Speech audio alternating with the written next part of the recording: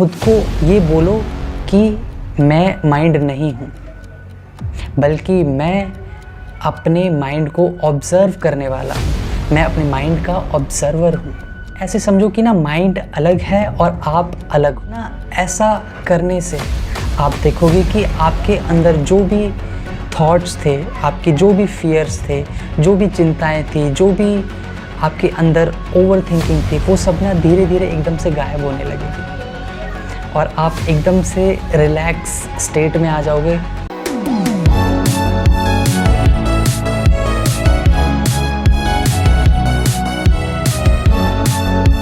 तो दोस्तों, आज के इस पॉडकास्ट में हम एक ऐसी प्रॉब्लम के बारे में बात करने वाले हैं जिससे आज लगभग 74% इंडियंस सफ़र कर रहे हैं। तो बेसिकली आज हम बात करने वाले हैं ओवर थिंकिंग के बारे में, जिसमें हम बहुत गहराई से ये जानेंगे कि ओवर थिंकिंग होती क्या है और ओवर थिंकिंग के वो कौन से रूट कॉज होते हैं जिसकी वजह से हम इतना ज़्यादा ओवर थिंक करते हैं।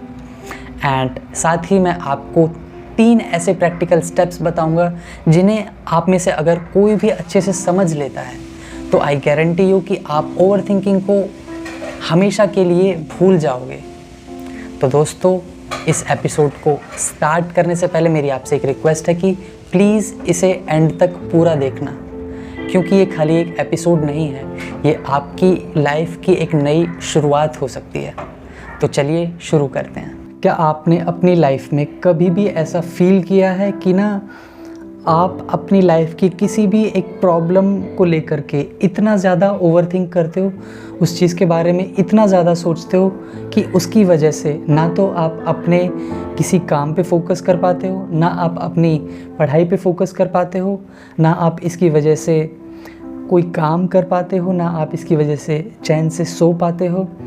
एंड ये ना एक ऐसा सर्कल बन जाता है जिससे निकलना ना बहुत नेक्स्ट टू इम्पॉसिबल लगता है हमें, क्योंकि ना हम एक थॉट को, किसी एक छोटी सी प्रॉब्लम को लेकर के ऐसे पकड़ के बैठ जाते हैं ना और बार बार कंटिन्यूसली उसके बारे में 24 घंटे सोचे जा रहे हैं। एंड इसके बारे में हमें पता भी नहीं चलता कि हम ओवर थिंक कर रहे हैं।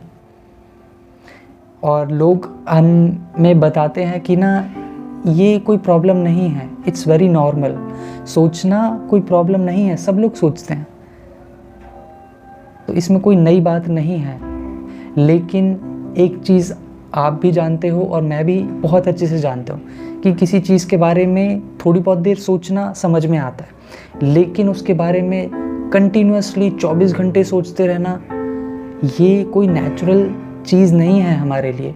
ना ये हमारे माइंड के लिए कोई अच्छी चीज़ है, ना ही हमारे बॉडी के लिए कोई अच्छी चीज़ है, क्योंकि इसकी वजह से हमारे मेंटल हेल्थ पे बहुत ज़्यादा इफ़ेक्ट होते हैं। इसकी वजह से हमारे माइंड में काफ़ी तरीके के ना डर आने लगते हैं। हम फ्यूचर के बारे में सोच के डरना स्टार्ट कर देते हैं कि फ्यूचर में हमारे साथ क्या होगा, हमारा करियर कैसा होगा, हमारे आगे की लाइफ कैसी होगी, कहीं हमारे साथ कुछ प्रॉब्लम ना हो जाए।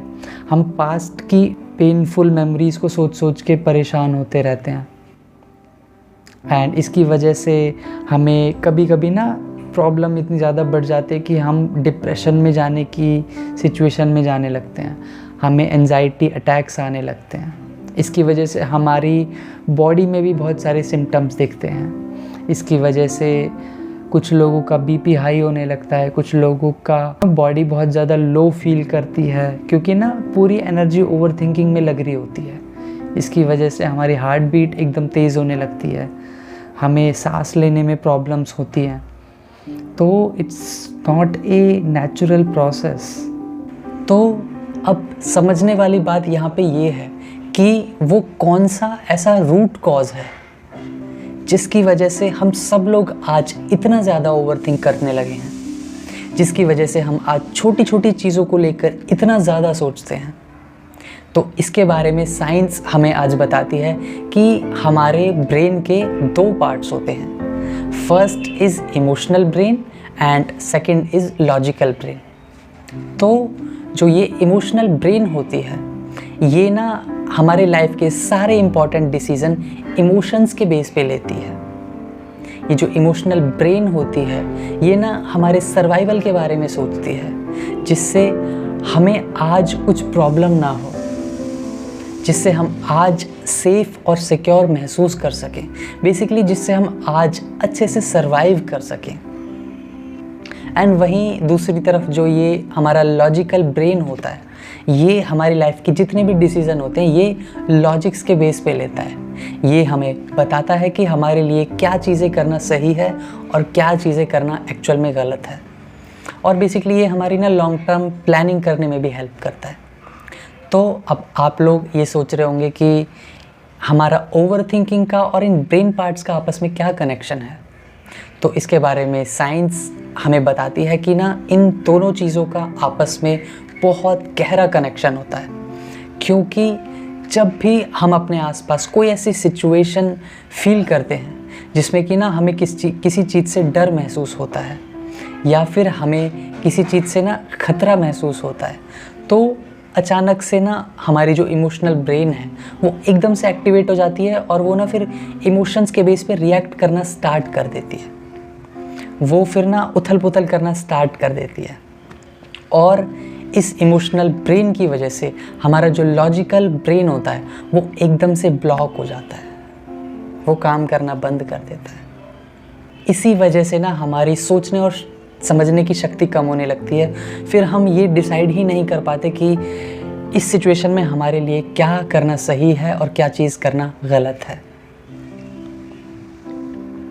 तो दोस्तों बेसिकली जो ये हमारे अंदर जो ये इमोशन स्टोर होते हैं ना, जो डर हमने अपने अंदर बचपन से इकट्ठा किया है, जो एंजाइटी हमारे अंदर स्टोर है, तो ये सारे इमोशंस ना ट्रिगर होने लगते हैं अंदर ही अंदर और फिर हम इस ओवर थिंकिंग के लूप में फंस जाते हैं। तो अब इसका सॉल्यूशन क्या है? बेसिकली हमें ये समझना होगा कि जो ये हमारी लाइफ की छोटी छोटी प्रॉब्लम्स हैं, जो छोटे छोटे कन्फ्यूजन्स हैं, जो छोटे छोटे फियर्स हैं, इनको हम इमोशनल ब्रेन की हेल्प से सॉल्व नहीं कर सकते। इन्हें हम इमोशनल ब्रेन की मदद से नहीं समझ सकते। इसके लिए ना हमें अपने लॉजिकल ब्रेन का यूज़ करना होगा। लेकिन जब हम उस सिचुएशन में होते हैं, जब हम ओवर थिंकिंग के उस लूप में होते हैं, तो उस टाइम पे ना हमारे इमोशंस हमारे ऊपर इतना ज़्यादा हावी हो जाते हैं कि वो हमें लॉजिकल ब्रेन के पास जाने नहीं देते और फिर हमारे पास कोई ऑप्शन ही नहीं होता उस ओवर थिंकिंग से निकलने का। तो बेसिकली इसी वजह से, यही वो वजह है जिसकी वजह से हम ओवर थिंकिंग के उस पैटर्न में घूमने लगते हैं और हम उसी के बारे में 24 घंटे सोचते रहते हैं। और दोस्तों आपने ना अपने आसपास भी कई बड़े बुजुर्ग लोगों को ये कहते हुए भी सुना होगा कि ना जब भी आप लोग किसी ऐसी स्टेट में होते हो जहाँ पे आपका मन या तो शांत नहीं है या फिर आपका माइंड आपके कंट्रोल में नहीं है, तो उस टाइम पे ना अपने इमोशंस को ज़्यादा हावी मत होने दो अपने ऊपर। अपने डिसीजंस को ना इमोशंस के बेस पे मत लो। उस टाइम पे ना वो कहते हैं कि ना थोड़ा शांत होकर के और ठंडे दिमाग से सोच समझ करके डिसीज़न लेने की कोशिश करो। तो बेसिकली उनके कहने का मतलब यही होता था कि जब भी आप किसी पैनिक स्टेट में होते हो या फिर आप ओवर थिंकिंग वाली स्टेट में होते हो, तो अपने इस डिसीज़न लेने के इस रिमोट को अपने इमोशनल ब्रेन के हाथ में मत दो।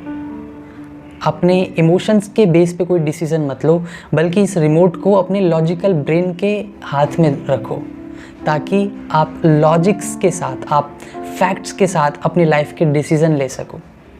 तो अब थोड़ा सा ना हम इसके सॉल्यूशन पे बात करते हैं कि कैसे हम खुद को ओवर थिंकिंग के इस लूप से इंस्टेंटली बाहर निकाल सकते हैं और कैसे हम इस ओवर थिंकिंग को एकदम से स्टॉप कर सकते हैं। तो इसका जो फर्स्ट स्टेप है वो है to being into present moment.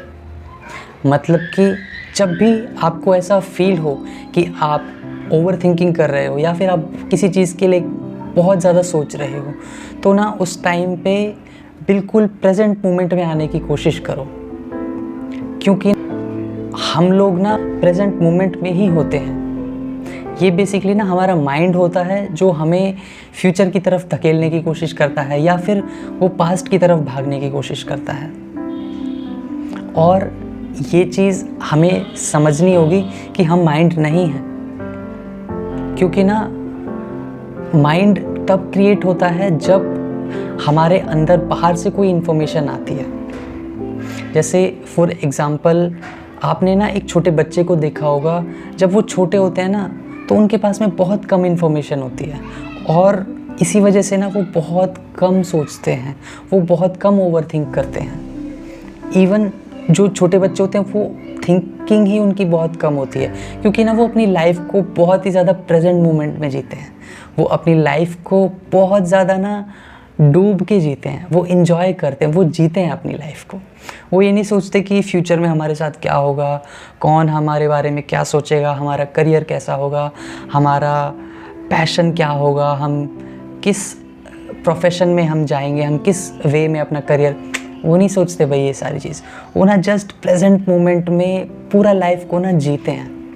वो अगर गेम्स खेलते हैं तो वो पूरा गेम्स में डूब जाएंगे। वो अगर किसी से बात करेंगे तो वो बातें करने में डूब जाएंगे। वो अगर कोई काम करेंगे तो वो अपने काम में पूरी तरीके से इन्वॉल्व हो जाएंगे। वो किसी चीज़ के बारे में कुछ क्वेश्चन पूछेंगे तो वो पूरी ना एंड तक जाने की कोशिश करेंगे उसे।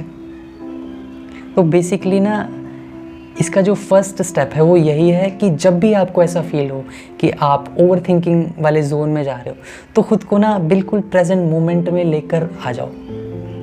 अब इसके ना देखो बहुत सारे तरीके हैं। आप या तो ना इंस्टेंटली पूरी तरीके से अवेयर हो जाओ। आप अपने आसपास देखो कि आसपास आपके चारों तरफ क्या हो रहा है, क्या चीज़ें चल रही हैं, क्या क्या एक्टिविटीज़ हो रही हैं। तो आसपास की चीज़ों को थोड़ा ऑब्ज़र्व करना स्टार्ट करो और थोड़ा माइंडफुल होने की कोशिश करो। या फिर आप ना जो काम अभी कर रहे हो उस काम में पूरा फोकस कर दो अपना, उस काम में पूरी तरीके से डूब जाओ ताकि आपका ध्यान ओवर थिंकिंग से हटके उस काम में आ जाए जो आप प्रेजेंट में कर रहे हो। तो ये भी एक तरीका होता है। और ना बिल्कुल सिंपल तरीका एक ये है कि ना आप जो भी कर रहे हो वो थोड़ी देर के लिए छोड़ के ना 15 या 20 बार गहरी लंबी सांस लो और उसे छोड़ना स्टार्ट करो। और जब आप ये करोगे तो ना थोड़ी देर में ना आपका माइंड रिलैक्स होने लगेगा और ना आप एक माइंडफुल वाली स्टेट में आने लगोगे। आप थोड़ा अवेयर होने लगोगे, आप प्रेजेंट मोमेंट में आने लगोगे। तो ये कुछ तरीके हैं जिनसे आप अपने आप को बिल्कुल प्रेजेंट मोमेंट में अभी ला सकते हो। तो अब चलते हैं अपने सेकंड स्टेप की तरफ, जो कि है ऑब्जर्विंग द माइंड। इस स्टेप में ना अपने माइंड को ऑब्जर्व करना स्टार्ट करो। अपने ना माइंड को देखना स्टार्ट करो। आप ये देखो कि आप खुद को अंदर ही अंदर क्या बोल रहे हो। आप ये देखना स्टार्ट करो कि आप अपने माइंड में क्या सोच रहे हो। इसे ना ऐसे समझो कि फॉर एग्ज़ाम्पल आपके माइंड में ना एक मूवी स्क्रीन है जिस पे एक मूवी चल रही है, लेकिन वो मूवी आप नहीं हो। आप सिर्फ ऑडियंस बन के ना सामने बैठकर उस मूवी को देख रहे हो। जो भी आपकी माइंड की उस स्क्रीन पे चल रही है, जो भी वो थॉट्स हैं, जो भी वो फियर्स हैं, जो भी वो वरीज़ हैं, जो भी इमोशंस हैं, आप सिर्फ ना उन्हें ऑडियंस बन के देख रहे हो। आप उनसे जुड़ नहीं रहे हो, आप ना थोड़ा सा डिस्टेंस मेंटेन कर रहे हो कि आप ऑडियंस हो और जो भी चीज़ आपके माइंड में चल रही है वो एक मूवी है जो स्क्रीन पे चल रही है। तो और ना खुद को ये बोलो कि मैं माइंड नहीं हूँ, बल्कि मैं अपने माइंड को ऑब्ज़र्व करने वाला हूँ, मैं अपने माइंड का ऑब्ज़र्वर हूँ। आप ना बेसिकली अपने माइंड से थोड़ी डिस्टेंस बनाने की कोशिश करो। ऐसे समझो कि ना माइंड अलग है और आप अलग हो। और ना ऐसा करने से आप देखोगे कि आपके अंदर जो भी थॉट्स थे, आपके जो भी फियर्स थे, जो भी चिंताएं थी, जो भी आपके अंदर ओवर थिंकिंग थी, वो सब ना धीरे धीरे एकदम से गायब होने लगेगी और आप एकदम से रिलैक्स स्टेट में आ जाओगे। इसे ना इस तरीके से समझो, मान के चलो कि ना आप एक अंधेरी रात में एक रास्ते से गुजर रहे हो और ना उस टाइम पे आपके पास में एक टॉर्च है और आप उस रास्ते से गुजर रहे हो और चलते चलते अचानक से आपको ना पीछे से कुछ आवाज़ें सुनाई देती हैं, कुछ डरावनी आवाज़ें आपके कानों में आने लगती हैं और आपको ऐसा लगता है कि कोई ना आपके पीछे चल रहा है और कोई है जो आपको डराने की कोशिश कर रहा है, कोई भूत है शायद। और ना आप चल रहे हो और आप उससे डर रहे हो, लेकिन ना वो आपको तब तक डराया जा रहा है जब तक आप उसे देख नहीं रहे हो। लेकिन जैसे ही आप उसे पीछे मुड़ के देखते हो और उसकी तरफ अपनी टॉर्च को ग्लो कर देते हो, आप अपनी टॉर्च जला देते हो, तो आप देखते हो कि पीछे तो कोई है ही नहीं। आप देखते हो कि ये सारा डर सिर्फ आपके माइंड में था। तो इसी तरीके से जब आप अपने माइंड को ऑब्ज़र्व करते हो, जब आप अपने माइंड में चल रहे उन थॉट्स को, उन फियर्स को, उन इमोशंस को, उस एंजाइटी को ऑब्ज़र्व करना स्टार्ट करते हो, उसे देखना स्टार्ट करते हो, तो ना आप देखोगे कि वो धीरे धीरे ना गायब होने लगते हैं, क्योंकि वो रियल में कहीं है ही नहीं। वो सिर्फ आपका माइंड आपके लिए क्रिएट करता है और ये सारे थॉट्स, सारे फियर्स ना झूठे होते हैं। ये सब कुछ एक इल्यूजन होता है जो माइंड आपके लिए क्रिएट करता है और आप उन्हें सच मानने लगते हो, इसलिए आप उनसे डरने लगते हो, इसलिए आप अजीब अजीब तरीके से रिएक्ट करते हो।